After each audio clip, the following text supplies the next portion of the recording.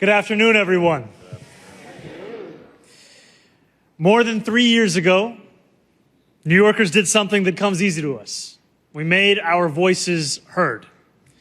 In November of 2022, New Yorkers went to the polls and overwhelmingly supported a change to our city charter, creating a new mayor's office of equity and racial justice. The people of this city held a belief that City Hall holds as well, that New York should do everything in its power to build a city where racial disparities are identified and eroded, one where every person who calls this city home is treated fairly and equally. It is no small thing to create a new mayor's office. It is a statement of intent, a mandate, and a mission delivered by the people, a purpose that demands fulfillment. And yet we know that that purpose has not been fulfilled in recent years.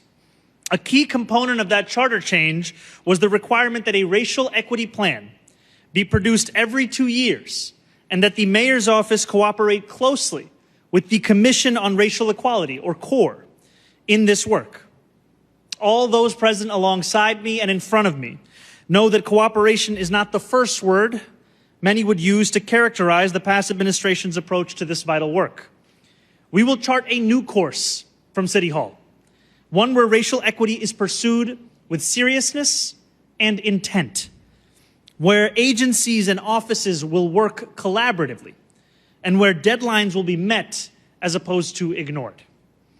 To lead that work, I have turned to one of my most trusted advisors, a friend, someone who immediately inspires trust in the hearts of the many civic leaders who have been fortunate enough to work alongside her.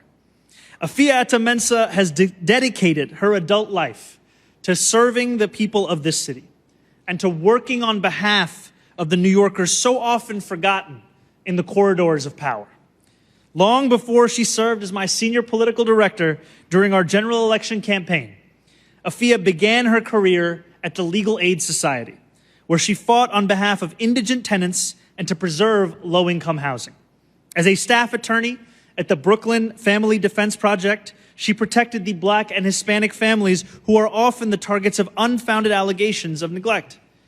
Many New Yorkers know her from her more recent work as the executive director of Community Voices Heard.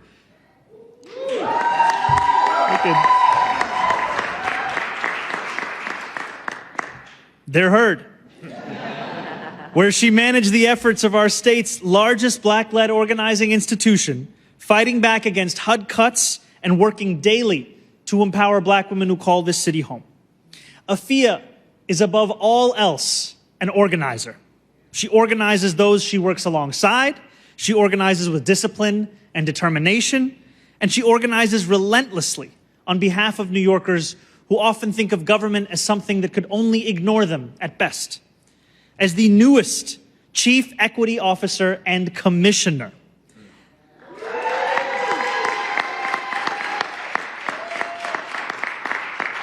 I will turn to Afia to organize this office into a force of genuine political change.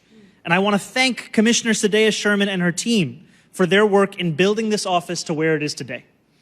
There are many New Yorkers still awaiting the racial equity plan that was promised to them and the incredibly important information that it would contain.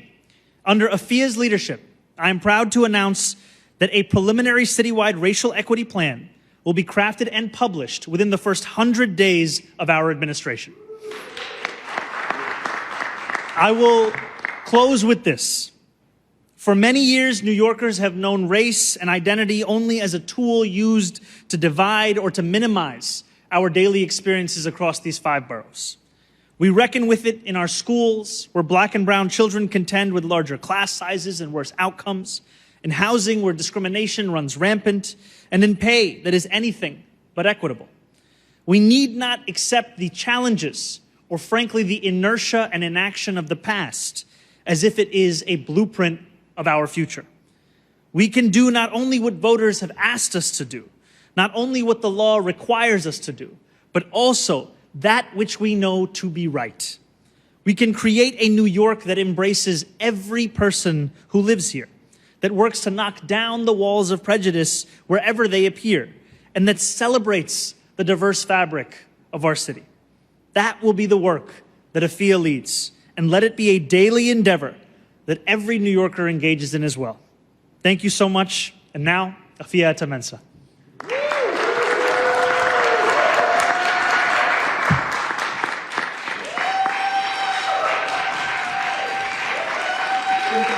Thank you. Thank you, Mr. Mayor. I am excited to stand once again in this very Justice Center where I practiced years ago, where I suited up each day to fight on behalf of New Yorkers facing eviction and displacement. Then the battle was in courtrooms. Today I return to this space to take on a new battle, one that seeks citywide accountability on behalf of all New Yorkers. I am both honored and deeply humbled by the responsibility before us to meet the Charter's mandate by developing and implementing a comprehensive citywide racial equity plan. This work is ambitious by design. Reshaping systems that for far too long have erected barriers instead of building on-ramps for opportunity will not be easy.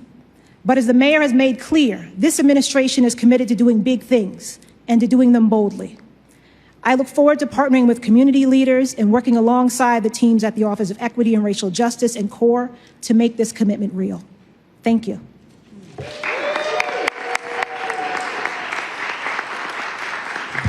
Good afternoon.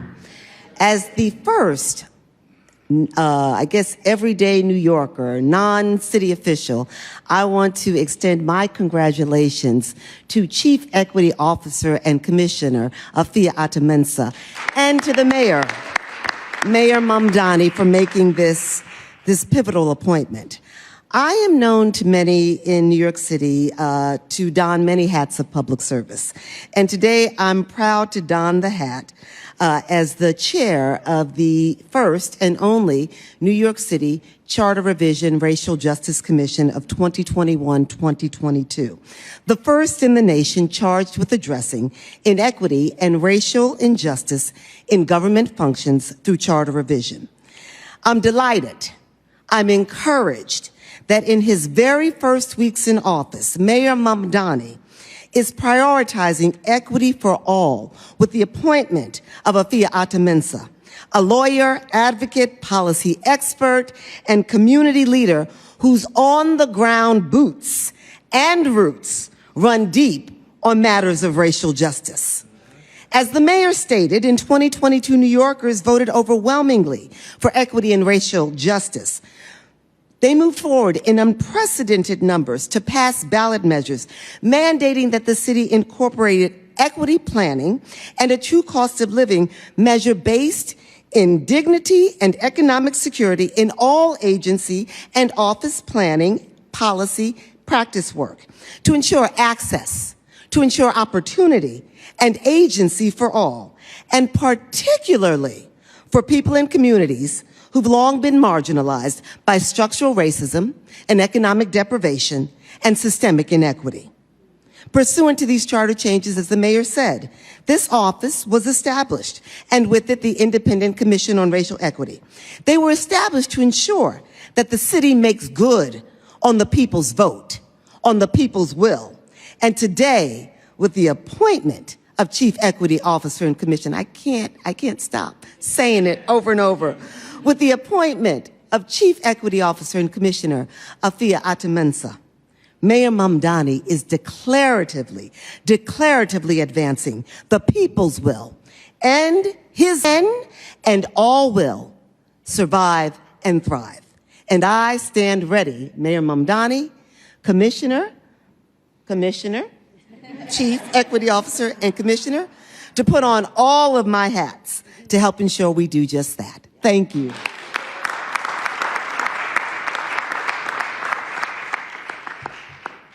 Good afternoon. I am Arva Rice, President and CEO of the New York Urban League. I stand here today representing the New York Urban League, an organization that has spent over a century ensuring that the doors of opportunity are not just open, but wide enough for every New Yorker to walk through. I stand here today as a Harlemite who works to ensure that our community remains affordable for my neighbors. And I stand here as a Black woman in leadership, happy to support another woman in her new role. My presence as a member of the Mamdani transition team and partner of the administration is a continuation of a sacred legacy. I am reminded of my predecessor, Judge Livingston Wingate, who as CEO of the New York Urban League walked the streets of the city alongside Mayor Lindsay during the 1960s. When other cities were burning, they walked together because they knew that peace is only possible when it is built on a foundation of justice. Today, we take a new step in that walk. The appointment of Afia Ata-Mensah as Chief Executive Officer and Commissioner is a signal that this administration is not just talking about fairness, it is building the infrastructure for success in implementation. The role of a Chief Equity Officer is to be the city's moral architect. It is about ensuring that every budget line, every housing development, and every city contract passes an equity test. Afia is uniquely prepared for this. From her work as a Fulbright Scholar in Ghana to her fearless leadership at Community Voices Heard, she has proven she isn't afraid to demand that leaders see the reality of the people.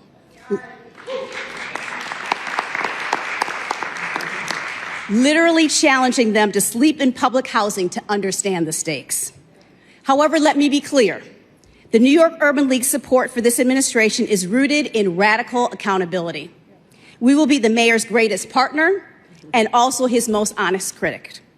We will hold this administration to a standard where equity results in a New York that is affordable for all, where a zip code does not determine a child's future, and where working families aren't priced out of the very neighborhoods they help build. Commissioner, congratulations on this historic appointment. We are with you, and now let's get to work. Amen.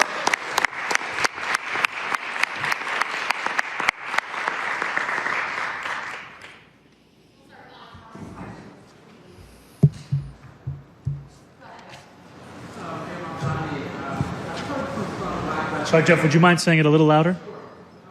Some Black Latino leaders in the city who are concerned about the appointments you've made so far in the upper echelon of your administration, is that the mayor, chief of staff, and that sort of issue. And I'm wondering if you have any, have you heard that? What is your response to that? Do you think this appointment today speaks to those issues that some people have raised? This appointment speaks to the excellence in Afia Ata-Mensah's record and in her vision for what it can look like to fulfill not just the statutory requirements of this mayor's office, but frankly, the need across this city to advance an agenda of racial equity and justice. And I will tell you that it is essential that my administration doesn't just fight for New Yorkers, but also looks like the city that it seeks to represent. And I am proud of the team that we have assembled. I am proud of not only its focus on working class New Yorkers, but also its embodiment of that very focus in its own personnel. And I see in an appointments process that is only going to continue the need to showcase that reason to believe in city government every single day to New Yorkers across the city.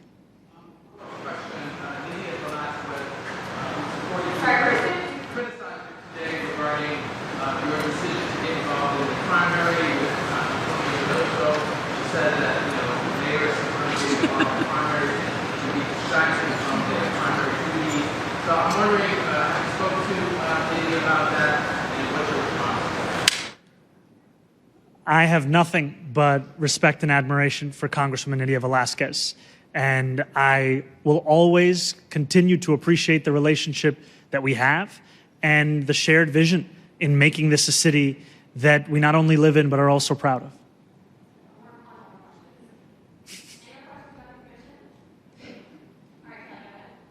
I wanted to ask you, have you heard back at all from President Trump after you reached out to him, or has he left you on red still? I also had a question about Rikers. Okay. We haven't yet connected. So he's left you on red, just to be clear. Okay. Your I words. also had a question.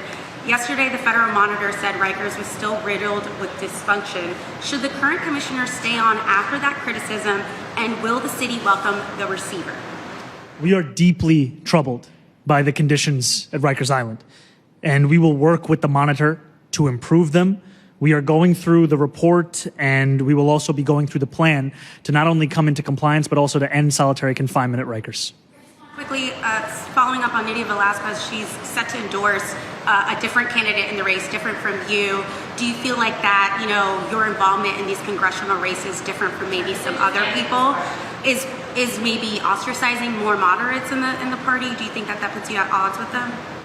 No, I would say that Congresswoman Velázquez and I are both proud progressives in New York City, and I am very excited in my support not only for Diana Moreno, who is running to be the assembly member in the former seat that I held, as well as Claire Valdez in New York 7 and Brad Lander, who is also running for Congress. These are candidates that I'm excited by, and I'm confident New Yorkers will also be excited by. Do you have any plans to go to Rikers? You've been in office for, over a week and a half. 15 days. Right, 15. I see it behind you, 15 days. Do you have plans to go to Rikers? And, punitive segregation's been outlawed at Rikers for quite some time. But you're making the case that you want to get rid of something that already exists. Can you just square that for us?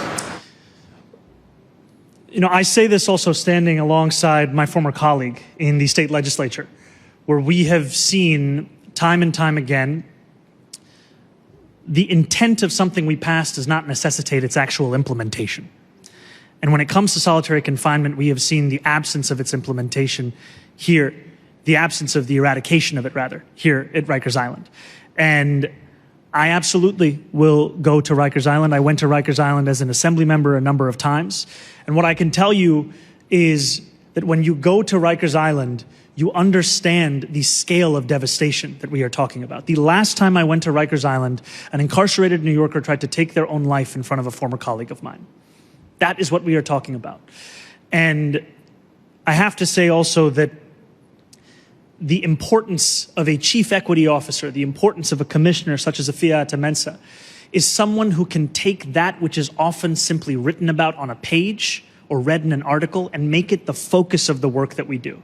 And I have seen Afia do that time and time again in the work that we've done together in the past. And frankly, I am excited at the prospect of everything that we can do in city government. Thank you guys so much. Thank you all.